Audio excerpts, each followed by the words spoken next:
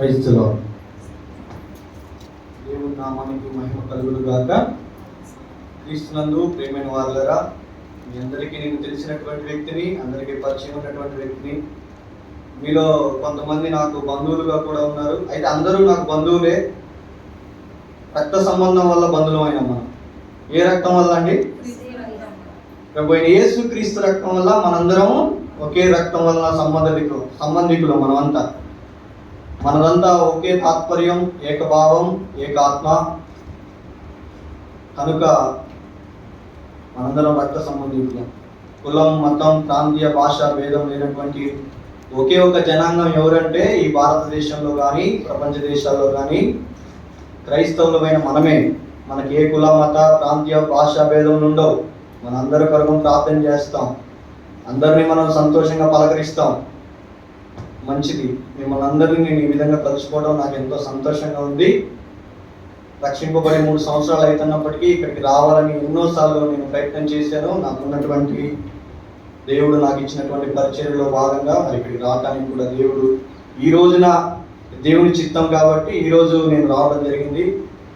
దేవుడు అంటున్నాడు, నా కుమారుడా నీ వెళ్ళు, నీ సాక్ష్యాన్ని తెప్పు, దేవుడిని గణపరచు, నా నామాన్ని గొప్ప చేయని దేవుడు అంటున్నాడు. దేవుడు ఇచ్చిన కాబట్టి ఈ భారం కొలది నేను ఇక్కడికి రావడం జరిగింది. అయితే ముందుగా నాకు ఈ చక్కటి అవకాశం ఇచ్చినటువంటి పాస్టర్ రాజేందర్ గారికి నేను ప్రత్యేకమైన ధన్యవాదాలు తెలుపుతున్నాను. వారు మా కొరకు ఎంతో ప్రయాసపడ్డారు. వారు మమ్మల్ని ఎంతగానో ప్రేమించారు.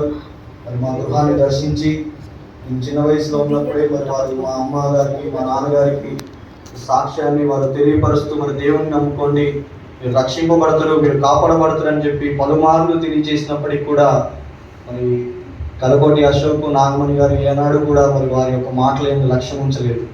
అయినప్పటికీ కూడా దేవుడు గొప్పవాడు, నమ్మదగిన వాడు. వాళ్ళు రక్షణలోకి రాకపోయినా కూడా దేవుడు ఆయన మహా గొప్ప ప్రేమ, నిస్వార్థమైన ప్రేమ ఎవరిలో ఉంటుందో చెప్పగలుగుతారు ఎవరైనా? నిస్వార్థమైన ప్రేమ, కలంకం లేని ప్రేమ, ఏమీ ఆశించని ప్రేమ ఎవరిలో ఉంటుందండి? మొదటిగా ప్రభు అయిన యేసుక్రీస్తులో ఉంటుంది. ఆ తదువారి మనం ఎవరిలో చూస్తామంటే చిన్నబిడ్డల్లో చూస్తాం. వాళ్ళకి ఏమైనా స్వార్థం ఉంటుందా? ఇతరుల పట్ల స్వార్థం ఉండదు. మనం కొట్టినా, అరే వాళ్ళతో మనకి నిన్న గొడవ అయిందిరా, వాళ్ళ ఇంటికి వెళ్ళొద్దురా అని చెప్పినా కానీ వాడు వాడి ఇంటికే పోతాడు. అంటే వాడికి ఏమీ తెలియదు, మంచేది చెడేది అనేది ఏం తెలియదు. అందుకే దేవుడు అంటున్నాడు, చిన్నపిల్లదే పరలోక రాజ్యం అంట. ఎందుకు దేవుడు చిన్నపిల్లల్ని పరలోక రాజ్యం అన్నాడు? వాడికి వయసు తెలియదు, దేవుడు అంటే ఏందో తెలియదు, యేసుప్రభు రక్తం కార్చిందో లేదో తెలియదు, అసలు ఏమీ తెలియదు. అయినా కూడా దేవుడు చిన్నపిల్లలదే పరలోక రాజ్యం అంటున్నాడు. దేనికో మీరు అర్థం చేసుకోండి. ఎందుకు అంటున్నాడండి? నిస్వార్థమైన మనసుని కలిగి ఉండాలంట మనం. అర్థమైందా? మంచిది. నేను కొంత సమయంలోనే నా యొక్క సాక్ష్యంతో పాటుగా ఒక 4-5 వచనాలు నేను మీతో షేర్ చేసుకుంటాను, పంచుకుంటాను. దాన్ని బట్టి మరి దేవుడు ఈ బలిపీఠం మీద ఎవరుండి మరి వాక్యాన్ని ప్రకటిస్తున్నా కూడా ఆయన ఒక మాటలు అనేది వెలువడుతూ ఉంటాయి.